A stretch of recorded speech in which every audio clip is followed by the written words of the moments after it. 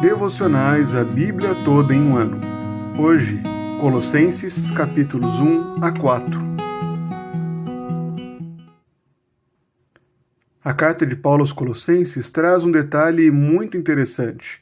Esta é uma carta do apóstolo a uma igreja que ele ainda não conhecia. Conforme vemos no capítulo 1, versículo 7, aquela igreja aprendeu de Epáfras, um amado conservo de Paulo, quem pregou o evangelho àquela cidade, àqueles irmãos. Na conclusão da carta, o próprio Paulo faz questão de elogiar Epáfras, descrevendo-o como um servo de Cristo Jesus, que está sempre lutando por vocês, colossenses, em oração, para que vocês se conservem maduros e plenamente convictos em toda a vontade de Deus. O relatório que Epáfras trouxe a Paulo na prisão em Roma era favorável. Havia a fé, amor e a esperança que estavam cada vez mais em evidência nessa igreja. Porém, havia problemas também, os quais Paulo vem tratar nessa carta. Portanto, a carta é iniciada com ações de graças, onde Paulo reconhece as virtudes.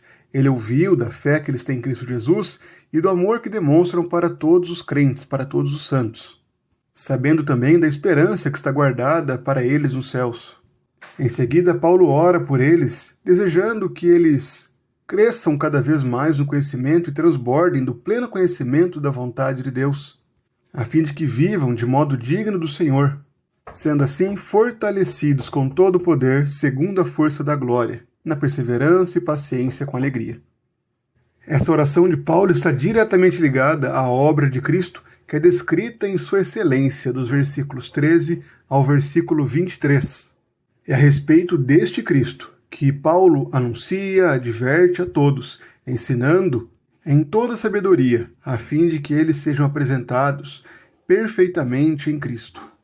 Após essa introdução que apresenta a obra de Cristo em Colossos, a glória que há na pessoa e obra de Cristo, e a comissão de Paulo como apóstolo aos gentios, no capítulo 2, ele fala sobre os problemas da igreja de Colossos.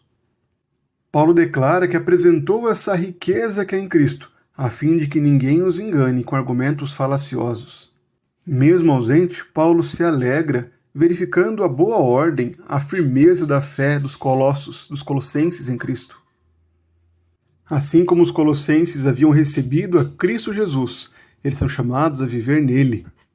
Devem ter cuidado para que ninguém os leve à sua vã filosofia e vã sutileza, os prendendo com tradições de homens. Ao mesmo tempo, também devem ter cuidado com os judaizantes que se aproximavam, exigindo e julgando os colossenses por causa de comida e bebida, dia de festa, lua nova, sábados e toda a tradição judaica.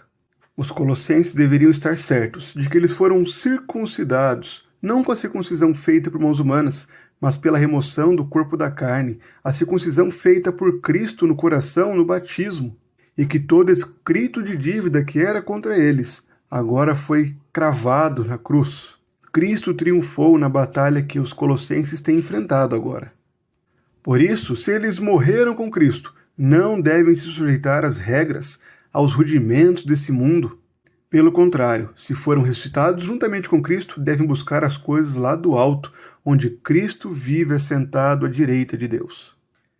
E esse viver para as coisas do alto é evidenciado ao se despojar da velha natureza, da impureza, das paixões, dos maus desejos, da avareza, que é a idolatria, e o revestir-se de Cristo, da nova natureza, que se renova para o pleno conhecimento, a imagem daquele que a criou. Como eleitos de Deus, devem se revestir de profunda compaixão, de bondade, de humildade, de mansidão, de paciência, suportando uns aos outros, sendo habitados pela palavra de Deus e tendo a paz de Cristo como árbitro no coração. E Paulo aplica essas verdades em relação às esposas e os maridos, entre os filhos e os pais, e entre os servos e senhores. E Paulo conclui tradicionalmente com as suas saudações, citando Epáfras, como falamos no início. Porém, antes disso, ele traz conselhos finais. Ordena que essa igreja continue a orar, e ore inclusive por ele, para que o Senhor abra portas para a pregação do Evangelho.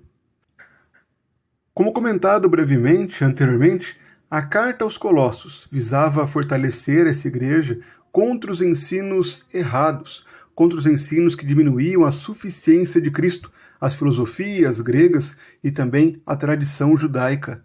Além disso, Paulo fortalece a fé, a esperança e o amor dessa igreja que estava crescendo e ora para que o Senhor conceda um crescimento contínuo a essa igreja, que ela continue crescendo cada vez mais e mais. Por isso, a carta também instrui essa igreja a viver de modo coerente com o Evangelho, com a suficiência de Cristo, buscando as coisas lá do alto e mostrando isso em seus relacionamentos renovados. Toda a carta de Paulo aos Colossos foca na pessoa e obra de Cristo, mas essa carta apresenta um foco específico no capítulo 1. Dos versículos 13 ao versículo 23, Paulo apresenta de forma profunda a pessoa de Cristo, dizendo que ele foi o meio pelo qual Deus nos libertou do poder das trevas e nos transportou para o reino do Filho do seu amado. Declara que Jesus Cristo é a imagem do Deus invisível, o primogênito de toda a criação. Foi por meio dele que as coisas foram criadas. É nele que todas as coisas subsistem. Ele é a sustentação da criação. Ele é a cabeça do corpo que é a igreja. É o princípio, o primogênito dentre os mortos. É nele que reside toda a plenitude. É nele que está escondida todo o tesouro da sabedoria de Deus. Por meio dessa exposição da obra de Cristo, a aplicação é feita claramente a nós. Assim como era um chamado para os colossenses, nós também somos chamados, a partir dessa carta, para nos satisfazermos na suficiência de Cristo.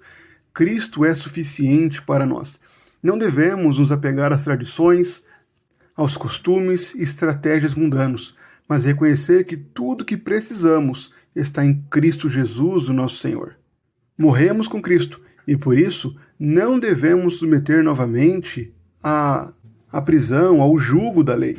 Mas isso não quer dizer que vivemos como sem lei. Na verdade, ressuscitados com Cristo, agora somos chamados para vivermos buscando as coisas lá do alto, demonstrando isso pela nossa compaixão, bondade, humildade, mansidão, paciência, suportando uns aos outros. Devemos fazer morrer a nossa natureza terrena e assim sermos revestidos de Cristo Jesus. Não vivemos sem lei, mas não estamos mais sob o jugo da lei, e agora vivemos para agradar a Cristo, revestindo-nos dessa nova natureza.